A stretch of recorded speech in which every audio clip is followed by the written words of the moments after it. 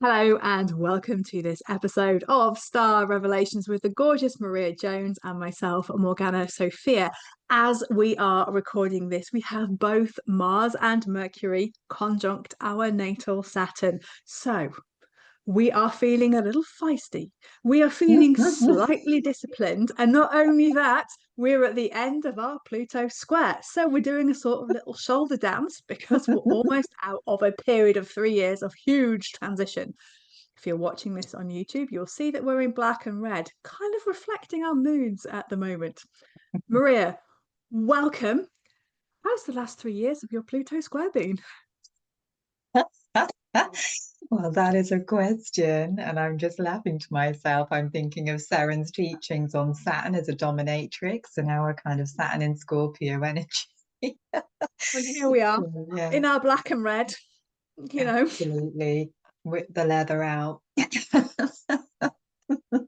Only on Tuesdays. Uh, yeah, and if anybody's wondering what on earth we're giggling about, go and check out our podcast, The Magic of Saturn with Seren, where she's talking about this archetype from this perspective.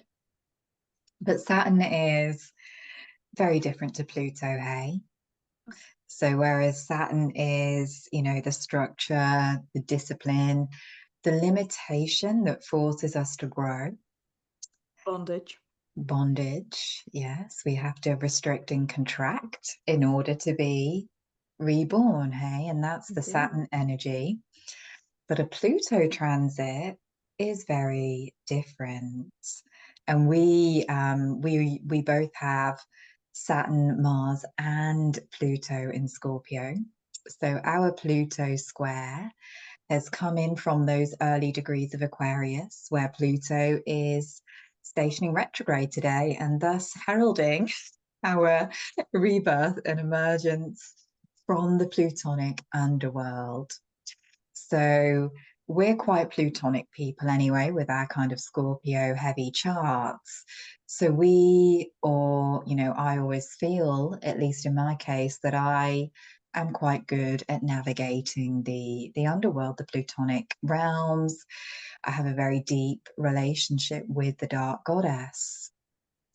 But the Pluto square has really been something else. It is Oh, yeah. a full stripping back. It really is that descent of Inanna, the going through the seven gateways into the underworld. And I think because Pluto in Aquarius is very much about detachment. It's that Aquarian energy of, it's ether, it's space, it's cosmic, it's liberation. Whereas our kind of natal Pluto in Scorpio energy is very much, that obsession, isn't it? That kind of desire, attachment, that kind of, this is what I want, this is my will. So for me, it's been a big learning about surrendering, detaching, and embracing, really what is. It's really been that period of really practicing that existential kink of, just surrendering fully to all of the experiences we have in an incarnation. So, I've witnessed death. I've let go of everything that I thought made me, so many attachments. So I don't know about yourself, Morgana, but for me, I'm kind of coming out of this with a sense of, okay, the old self is completely gone. So, what comes next? What are we rebuilding in its place, particularly looking at that, that conjunction at 0 degrees of Aries coming up as well, which feels like a huge kind of Mm, yeah, this is your rebirth, your identity can kind of recoagulate a little bit then. yeah. So that's been my experience of it. And I will say that coming so close to death and letting go of things that you thought you couldn't actually makes you, in many ways, feel more alive. Yes.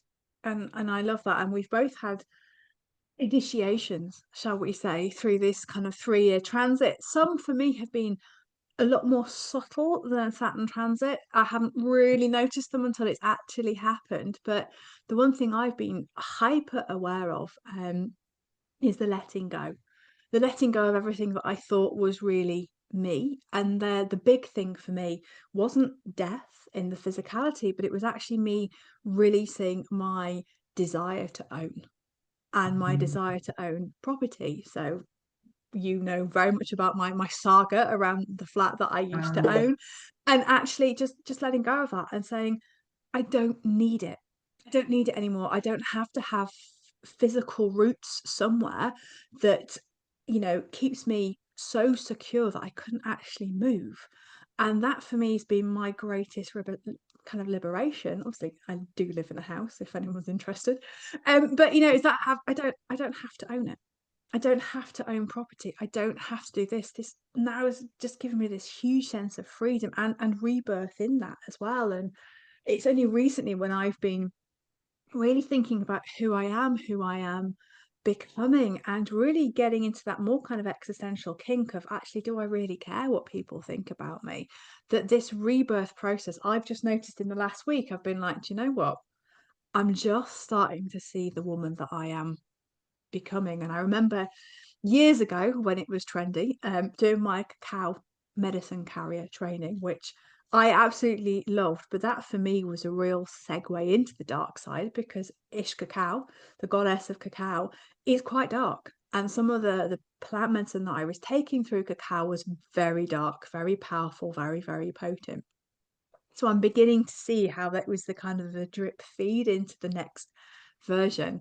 But one of the things that we say when we're doing our cacao training is, to the girl I used to be, I thank you. To the woman I am today, you're doing all right. But the woman I'm yet to become, I see you. And that woman that we're yet to become is, us in 10 minutes time, an hour's time, 2 weeks time, the end of the Mm. Pluto Square time. And she, for me at the moment, is just starting to become me again. And it's fascinating to see how we have really evolved and changed, and how for me in this Pluto Square, I've just decided to embrace that whole scorpionic side of me that I was just like, oh no, dirty little secret. It's like, do you know what? Actually, that's the biggest transformation for me, just embracing it and then realizing that, oh, that actually feels quite good.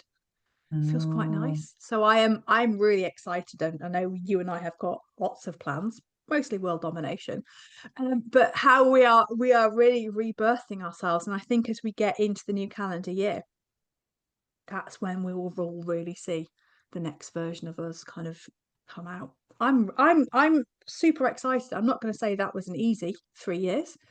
There's been many challenges, physically for me, broken foot, trashed ACL, literally holding myself back. But yeah, I'm really excited this morning when we're recording this about what is to come. And like you said, that embracing of the dark goddess, so needed at the moment, especially as we're going to Scorpio season. Absolutely. And, just for those who might be wondering what we're talking about on an astrological level, the Pluto Square Pluto is similar to a Saturn return. Everybody has one, like the Uranus opposition, everyone has one. But because of Pluto's slightly more erratic orbit, it can occur at different times, but it's usually in your early to mid 40s for our generation. So we're just on the edge of Pluto in Scorpio. So we've kind of had ours first. But if you're the Pluto in Scorpio generation, or if indeed you have placements in Scorpio, Taurus, Aquarius or Leo, Pluto is going to be doing some work with you. You're going to have some kind of alignment from Pluto over the coming years. And Pluto rules over Scorpio. And we're about to, as you've just said, dive into this very intense Scorpio period. So even if you're not a Scorpionic person, we do all collectively go through these cycles, whereas, Morgana just so eloquently said, you die to the girl that you were, and you Mm, embrace the woman that you're becoming. That was such a beautiful way to phrase it. And I think for many of us, there can still be a bit of fear around this Scorpio energy, this dark goddess energy, this letting go. mm. And I think as humans, we naturally resist change. We naturally resist endings. And Scorpio Pluto energy tells us that they are inevitable. So this is that time of year as we go into Samhain, when quite often I think we are looking in that black mirror of Scorpio, and Truffles is just making her presence known here as well as I'm talking. Cool. If you're watching on YouTube, she's jumping in front of the camera. But we are looking in that dark mirror, and it's like, okay, where am I still attached to my old ego identity? Where am I still rejecting parts of myself? Because Scorpio is that taboo energy too. Yeah, Yeah, which is absolutely. another thing that makes people fearful, because it's our basic needs as humans, but it's also the things that we do not want to admit that we desire. So it's kind of sex, power, money, all of those things, especially in the spiritual community. It's very naughty, very, Whatever very you do, naughty don't to have want sex. those things. So yeah, I think Scorpio is that reminder of, you know, these are parts of life as well. And if we try and transcend them, if we go too much into that kind of Aquarian energy where it's like, I'm completely detached from my worldly desires, you're very quickly going to get a bit of a bitch slap in the face from the dark goddess that says, actually, you're human. So, why not have a little bit of fun with it? Why not play around with these energies and use them, work with them. Oh, I completely agree. And I was just thinking, because I'm preparing for doing a video later in the week about the Dark Goddess, and just really thinking about Scorpio season. It is sex, death, rebirth. It is about desire, and I think the one thing that I really see is quite, I was going to say, anally retentive in wider spiritual community is this complete, um, what was kind of what's the word I'm looking for? It's just this complete inability to talk about sex, power, money, what you really, really desire. And one of the things that Arianrhod said to me recently when I was asking her a question, and she said, all you have to do is admit what you want. Say what you want, speak it out Mhm. loud, tell me what you want. Don't lie about what you do want, and don't say, oh, it's got nothing to do with, I don't know, wanting money, it's got nothing to do with sex. If it has, say it out loud, because there's this huge taboo in the spiritual community around sex. There are certain people who are telling us that sex will only be for procreation in the future. And then you go and read Peter Gray, because I've just reread The Red Goddess over the weekend because I was in that kind of mood. And and his line is, sex is magic, magic is sex.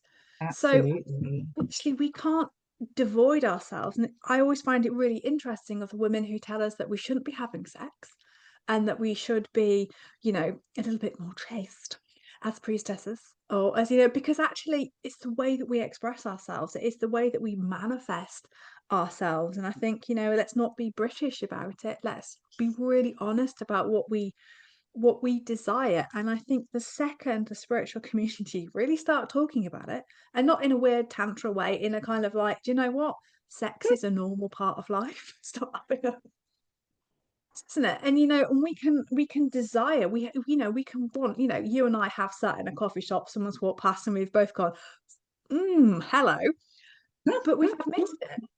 it's not like, oh no, I can't possibly say that. What if someone thinks something about me? Just say it out loud. We are human, right? And so, really just spitting out what we want, what we desire. And I feel that is what this Scorpio season, particularly this year, is really coming to bring out and say to us: if you don't vocalize your desires, actually it's going to make you ill on a physical, mental, and emotional level, because you are going to be living in the Neptune delusion as Neptune goes back into Pisces. Absolutely. And I think that is the key thing with Mars in Scorpio, isn't it? It is desire.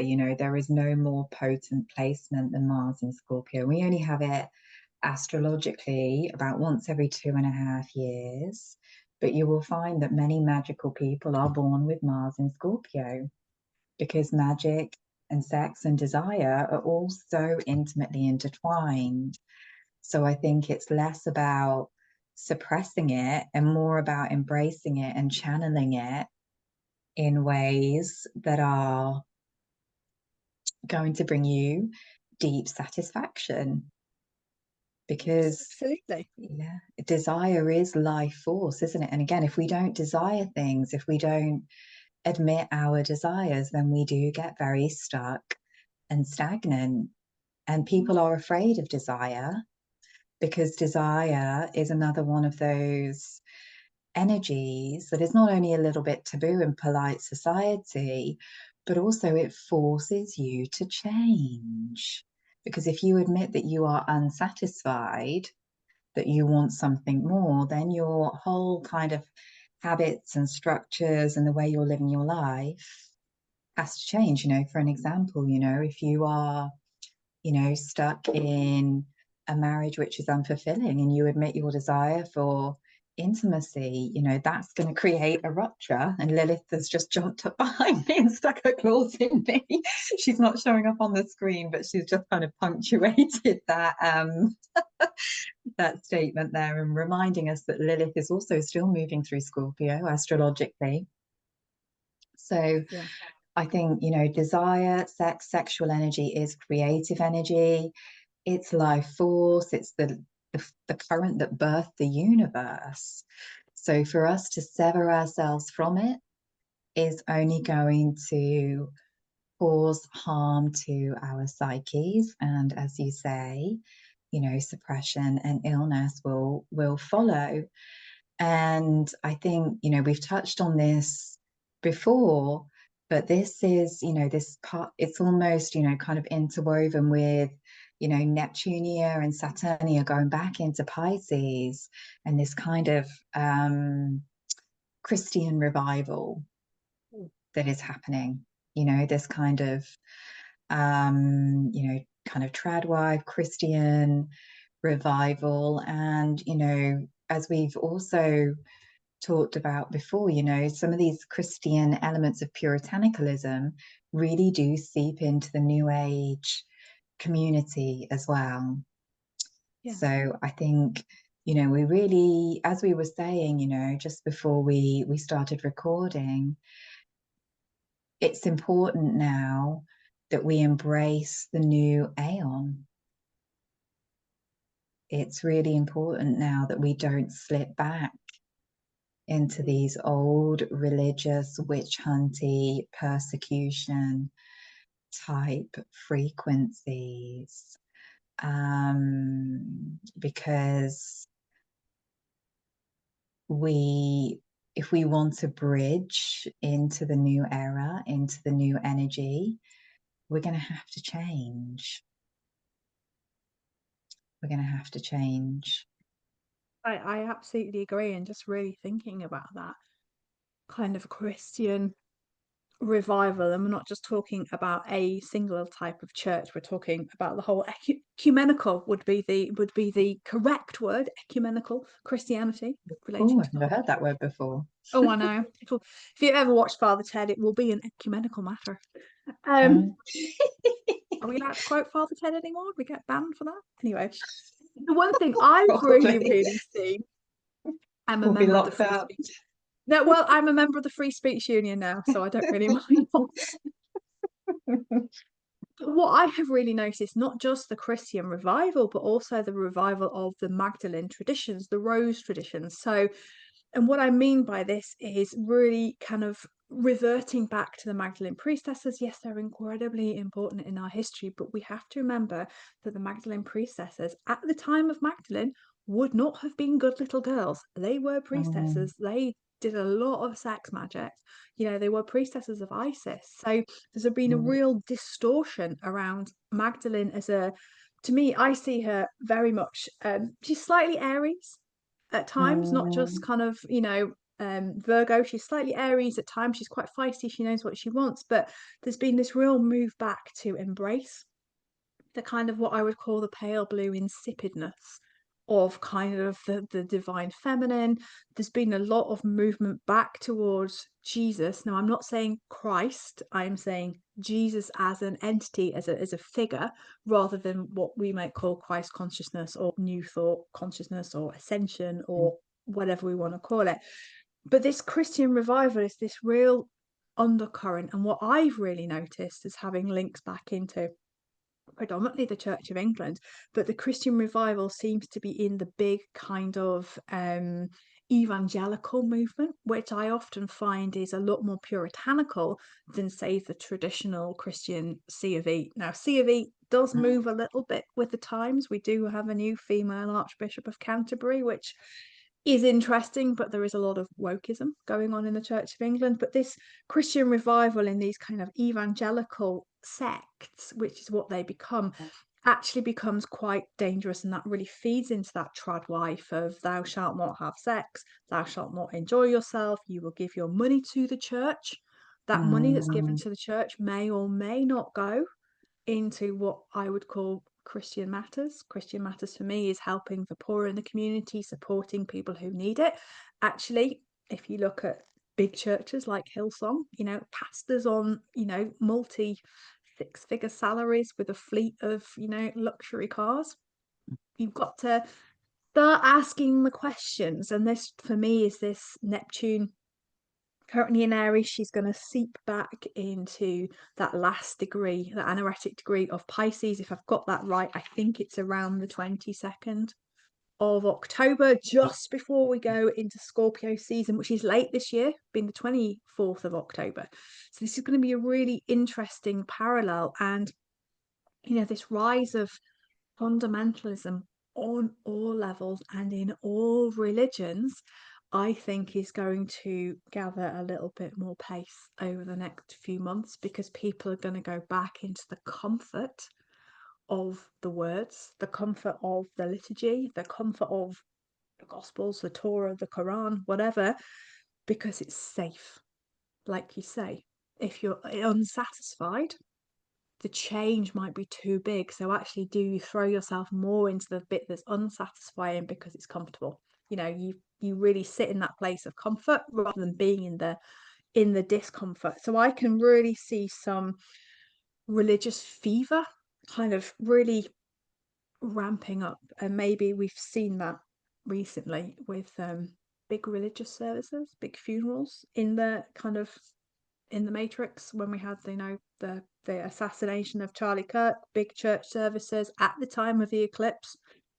Interesting, you know, it's, I can feel this motion kind of going forward, and the question I'd ask to people is, are you going to have the ovaries or the balls to actually stand and be your own person in the future, or are you going to get swept up in the end and the dying age of Pisces? absolutely, because you know the issue with all of these religions and some modern day spiritual practices as Mm-hmm. well is that they it's that Piscean energy of seeking for a savior outside of yourself. It is handing over that personal responsibility to a religious figure.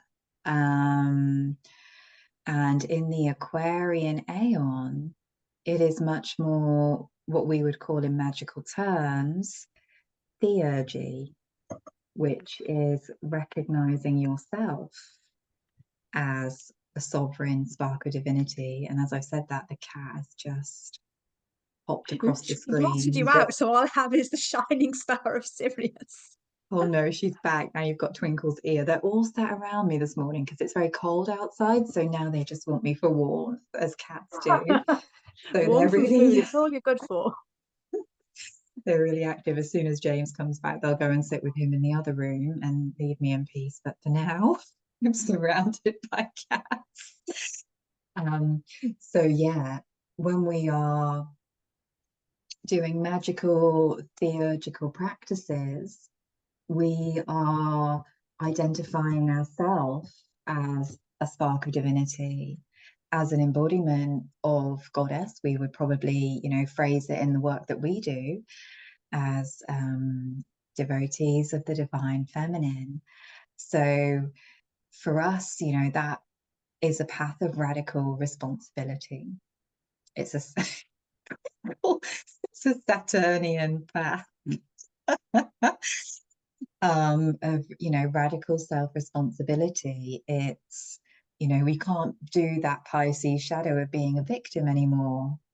It's taking responsibility for everything. So for those of you who are listening on the podcast, Twinkle has literally been actually been showing us her face as if like, you will listen to the words of the goddess. Oh my goodness, they're really being funny today. It's all this talk about Aquarius, the Leo energy, it's disruptive for them, poor souls. But yeah, so back to the seriousness of the times, this Aquarian energy is, very much about weaving your own web. It's about weaving your own web. It's having your own thread. It's building your own temple. And that's why I think astrology is so important for this aeon, because astrology, looking at your natal chart template, is going to really inform you about who you are and what you are actually here for. So instead of this kind of energy of the Piscean age, which is I've got this doctrine, I'm going to adhere to this because this makes me feel safe, this makes me feel important, this is how I identify myself, this is how I keep myself safe. Actually, when we're coming into Aquarius, it's like, oh, this is the mandala of who I am, this is my fractal, this is what I'm here to embody, this is my unique offering in this incarnation, which can be a lot more frightening to step into. Again, it's going back to owning who you are, owning your desire, Mars, Aries, Scorpio energy. So it's kind of like, instead of being that fish that is carried along in the current, that Piscean fish that is carried along in the current, it's actually, no, I am a star in the body of Newt. And although I am constellated with all of these other stars, all of these other communities, I am my own force of gravity. So I think this is the energy that we're trying to bridge. And this is very difficult for people because people love to give their power away. They do. They do indeed. And I was just, when you were chatting, it was just that homogenized human, we see our kind of, the high streets all the same, humans all the same, because wouldn't it be easy to control everybody if we're all the same? And this is the breakdown of the structure, and I can see this is where we've been talking a little bit about civil unrest before we started talking about, but actually, are you going to adhere and comply to what you are being told to be, or are you really going to be this kind of radical leader, essentially, because we all have to become leaders and really sit outside the box and no longer want to conform to what we are told? And that is really scary for a lot of people, because we are brought up in a society where we naturally fit inside the matrix boxes, right? We're born, we go to school, we may or may not go to university, we get a job, we get married, we have kids, we retire, we die. And the second that you don't fit into that kind of template is the time where either you're going to thrive or you are not going to survive particularly well, because actually being in the hive mind, so the shadow side of Aquarius to me is very much that hive mind, the digital control, because you want to be in that, you thrive in that situation. But as a soul, do you thrive in that situation? It may satisfy your human desires, but does it satisfy your soul's desires? And I think you're right, this path that we're walking at the moment, you can almost kind of see the bridge. It's in the fog. We don't quite know where we're going, but we've absolutely got to trust that going forward and standing in our own truth and our own sovereignty, and holding the cup like the Aquarian chalice bearer is the way ahead. We can't be in this kind of watery, I actually would say, we can't follow the herd anymore. The herd has to split and we have to become individuals. And I think that for many people is it's almost like too much of a shock to the system. We've been shown how we can be individuals. If we review the last 5 years and everything that's going on, we had an opportunity to be an individual. Did you take it? Or did you follow with what you were being told to do? And again, isn't it? It's what is easy and comfortable. Right. What is easy and comfortable, and that's the route that a lot of humans tend to take. And the powers that be, they know this, they know that we have where it's hard for us to function when we don't have our survival needs met. So it's like, if you don't comply, we'll take this from you. We'll take away your ability to work. We'll take away your ability to feed and house your family. And that is, that kind of matrix trap that we can find ourselves in. So this really is this critical time. And the Aquarian energy is about revolution and rebellion. Mm. But for what cause is the question that we ask ourselves, because we're just looking ahead to this Mercury retrograde in Scorpio too. So we're going to have a retrograde throughout November of Mercury, going from about 20 degrees Scorpio, I think, to 6 degrees of Sagittarius. So she's not far from entering her retrograde shadow. It's going to be about a week now, on the 20th of October, just as the kind of Scorpio new moon comes in as well.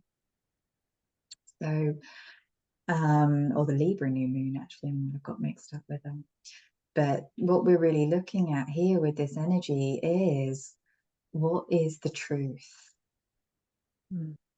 Like we were saying, admitting the truth to yourself.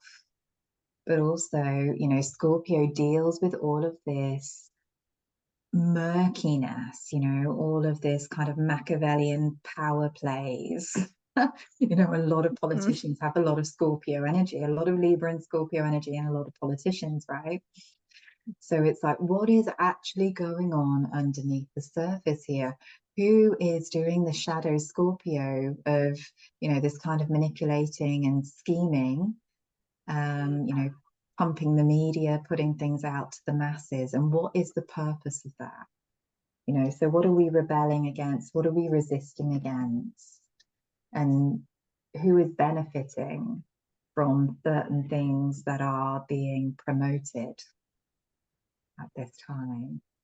So I think, this is something to really be aware of, because Sagittarius is the great revealer of truth. Yeah, Scorpio will dig and dig and dig, and it will spiral in rabbit holes like Aquarius. But Sagittarius will actually, reveal the truth. So it's a real time, I think, of just being very aware of what we're being triggered by, what we're investing our energy into. Because I think the danger with these times, and just coming back around to Scorpio and shadow work, is that it's all this projection, isn't it? Again, I'm the victim. They're doing this, they're doing that, they're evil. So actually what we need to be looking at is how do we recollect the evil, unintegrated, taboo parts of ourselves that we're so busy blaming everybody else for. So this is the best use of Scorpio energy, in my opinion. And again, you know, your astrology chart is going to reveal all of this to you. So it's a really great place to start. You know, if you want to do some shadow work, look at your astrology, you know, look at your Lilith placement, look at your 8th house, look at your Scorpio energy, look at your Pluto power dynamics, look at Saturn, you know, where am I my own worst enemy? And then in being your own worst enemy, that's where you usually block yourself, because you're too afraid of the person you could be rather than the person that you are trying to be. And I think that Mercury retrograde is going to be really interesting, because you know, as soon as you're saying, you know, Scorpio likes to dig, and I was just like, oh, secrets and lies. It's all going to be about secrets and lies. And as someone who is Sag rising, Sag moon, we do occasionally just get a little bit fanatical about what we think our truth is. So there is a little bit of discernment, particularly for those of us who've got that really strong Saggy energy. It's just being really sure that that is actually the truth before we start blowing, you know, smoke and sending signals and posting online. Because the one thing I have learned in a Mercury retrograde, having watched those online interactions, is there's always some false information.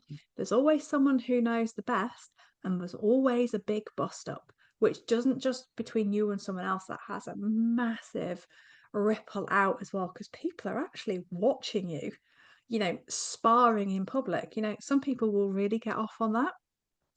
I admit it can be quite amusing, but actually then it's actually quite sad that you aren't adults about it. So I would just say, you know, I see Sagittarius as this kind of truth-seeking heat missile. It's like focused, it hones in, and that's it. You may just have to just expand a little bit and be a little bit more savvy, a little bit more aware, and just be mindful where your energy is going. Like Maria said, there's a reason stuff comes into the media, because it whips up a frenzy. When it whips up a frenzy of fear, people like to feed off the fear. So when we are talking in the UK at the moment, the big fear factor is digital ID. You know, the government has been very clear where they're seeing digital ID kind of, you know, being used for. It's not just for work, it's accessing your money, and they want kids to have it. That can be fact checked. It's all out there. Source, the Daily Mail. And actually we really need to not feed into that fear and be very Aquarian and say, hey, I ain't going to do that.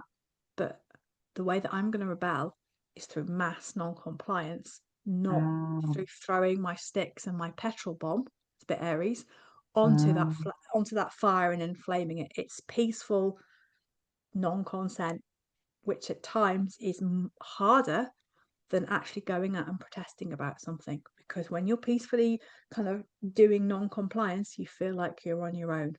And that has been one of the biggest lessons that I've learned, is you're never on your own. And sometimes no is more powerful than waving a placard.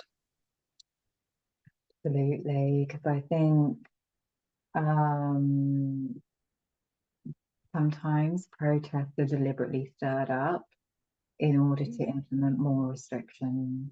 So the more protests we have, the more reasons we also have for digital IDs and other forms of restrictions. So these are the kind of things that we can be really looking at during this period. It's so interesting. I've just drawn another cat into my sphere. Now there's one in the garden that I've never seen before. A big ginger one. He's very nice, very handsome boy. So yeah, this kind of feline energy may be reminding us that it's not all super serious, you know, that Leo vibration of just taking, you know, pleasure and joy in the moment as well a little bit, and being a bit more cat-like about things.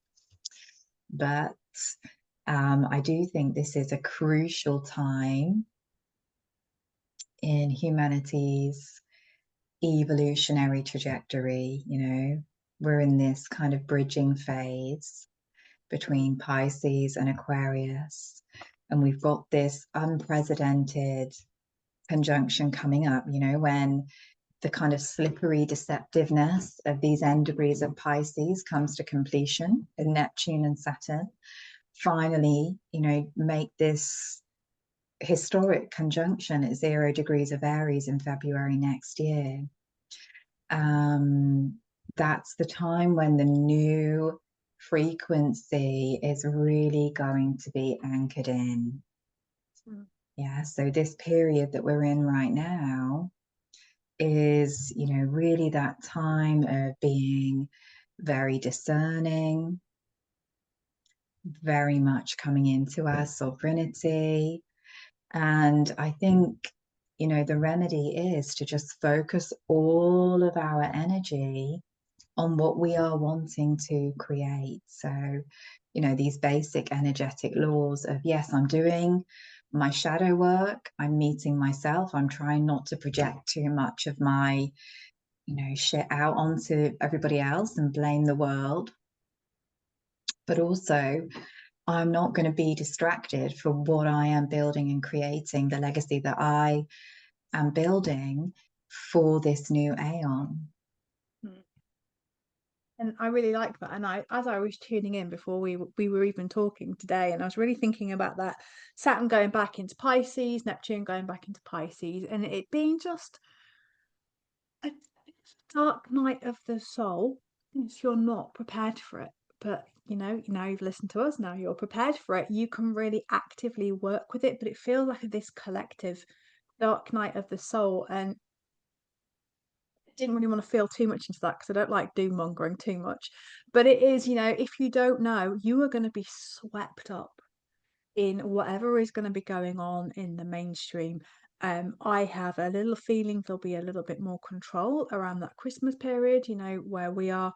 Face masks have suddenly started to creep back in. You know, there are many articles around new variants and cold and flu season. So there's that kind of fear factor also being kind of gently stoked, shall I say.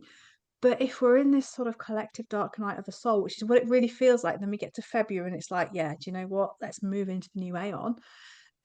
We need to actively work with it and hold the energy and weave the threads that we want to create in this world as well. And I was doing a bit of research as well around Neptune going into back into Pisces and back into Aries. And 1861 is the last time that Neptune kind of went into Aries fully. And I was really looking around that, and that was the rise of New Thought, of spiritualism, of Blavatsky, but also it was the start of socialism. So it's really interesting to see how we're coming into a new cycle in February. And last time we had that cycle, we had, you know, kind of Karl Marx, Das Kapital, you know, the kind of start of socialism, of communism. We can feel the tentacles kind of hooking us back into that. So are you consenting to it? Are you not consenting to it? So I think there could be a really interesting cycle of completion over the next couple of months that we, if we're aware of it, will begin to see it. Do we want to walk into a place like China or not? You know, it's there's some huge questions to ask personally and collectively as well.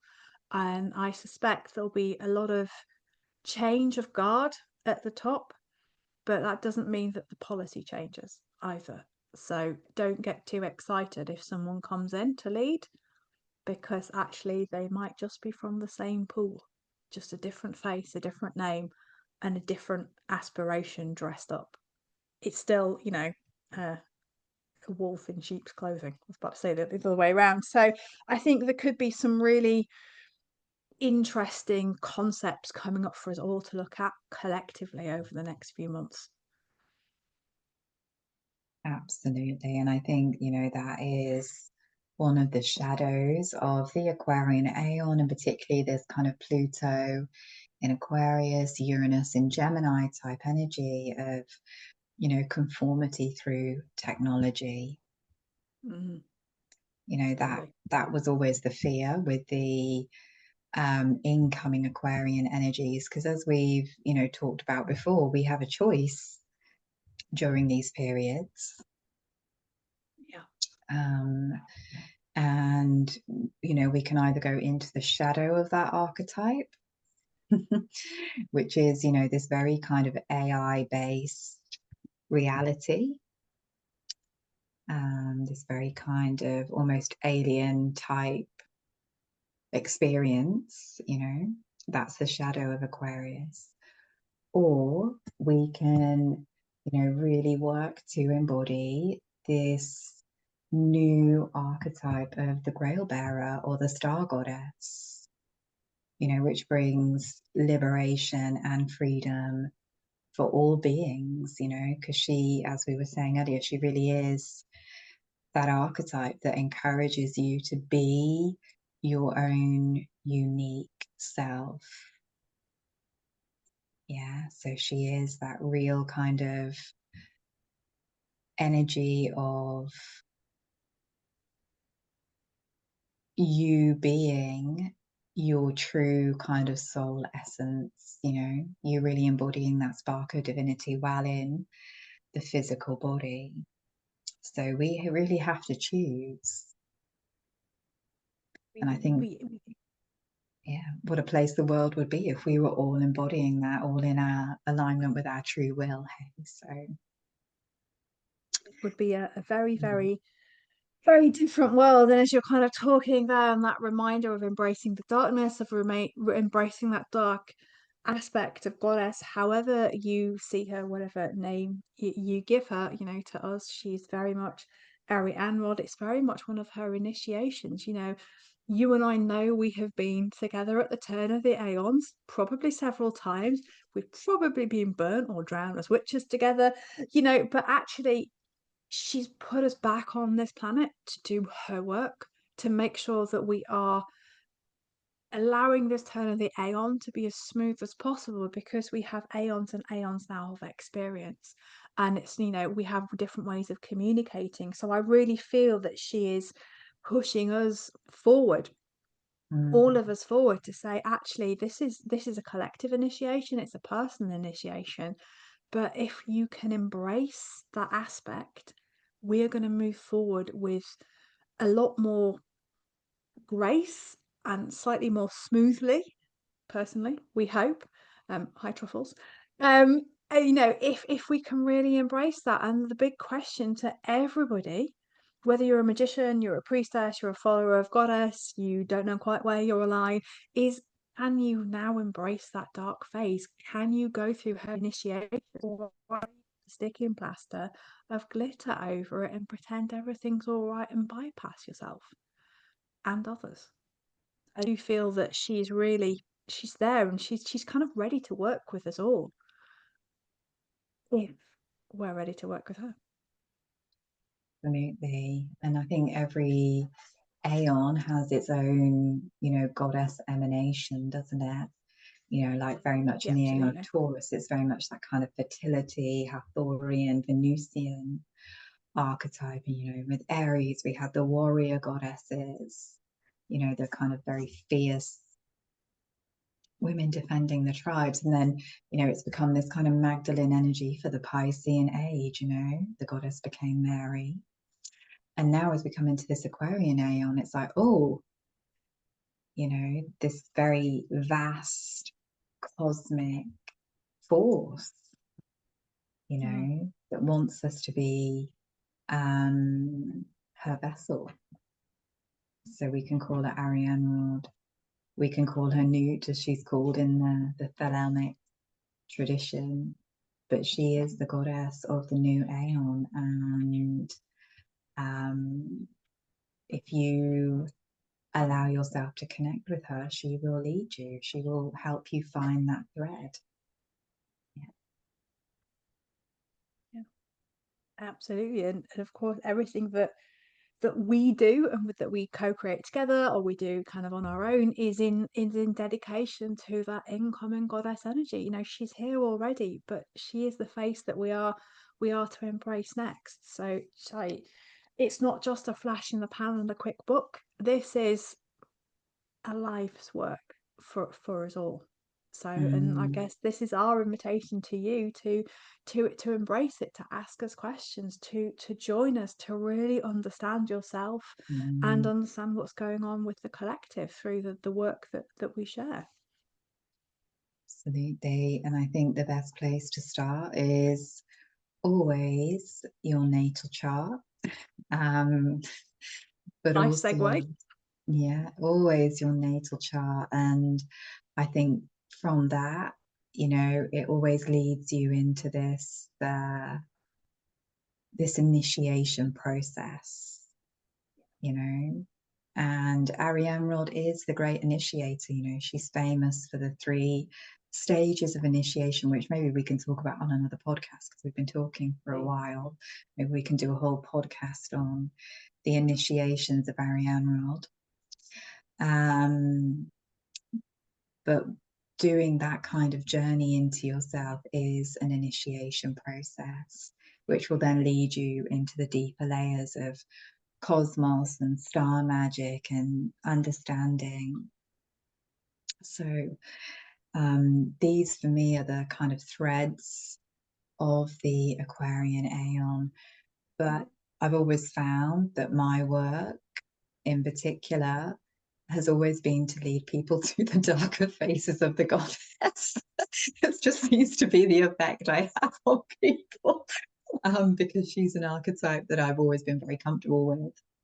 Mm. Um, so I think now collectively, it's even more important. And especially as we go into Scorpio season, and I know that you've got a whole offering going on for meeting the dark goddess this month as well. So Oh, it's a great yes. place to start.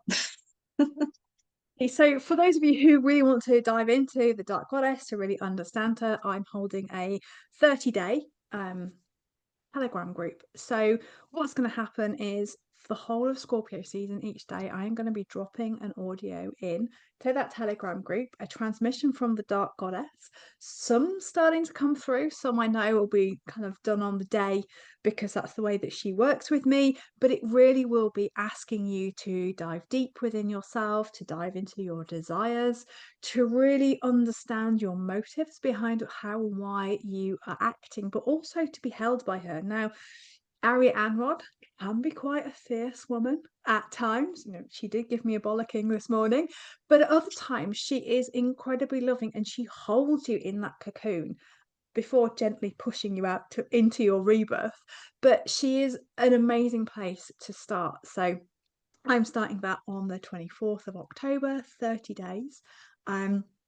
We'll put the links to that, but also the links to mine and Maria's website on all the show notes as well. But you'll be incredibly welcome to join us in this kind of dark goddess transmission cocoon. And if you're on social media, I'm calling them the shadow sessions. So time to dive in to that. So. Sounds absolutely fabulous. And I think just having that space where you're held as you go through, initiation processes is incredibly important. So, yeah, amazing. That'll be a great way to spend Mercury retrograde. It will be really, really awesome. And of course, as we go into Samhain, that is the time where both Maria and I start to get really busy. We start to begin to look at the year ahead. We're starting to really get into the Dark Goddess season as well. So we are super excited and we will be sharing a lot more about what's coming up over the next couple of months. I do believe we've got some amazing ideas for the podcast and what is coming up for next year as we move towards this Saturn Neptune conjunction on the 20th of February. This is kind of what we're building up to. It's going to be really powerful and utterly potent. And as Truffle comes and lets us know that it's time to finish because it's her lunchtime. Only just eaten, honestly. That's so naughty. So naughty. Leaves me just to thank you, Maria, for yet another fabulous dive into the work that we do. And thank you all for listening. Thank you all for your support. It is totally invaluable. We love sharing our knowledge with you. You are, of course, welcome to join me on the shadow sessions. You are welcome to interact with us both on social media. And I do believe, in a little bit in advance, the Silver Spiral astrological training will be beginning in March again. So we will keep you posted. But if you're interested in that, just drop us a note and we'll let you know a little bit more about it. So from me, lots of love. From Maria, goodbye, my love. Bye And we from will me and see you all of the all. cats. And I've got crows in the garden now. So from all of us, a huge amount of love, a huge amount of blessings for your Scorpio season. And we both hope you are able to meet the dark goddess and really benefit from the season. Take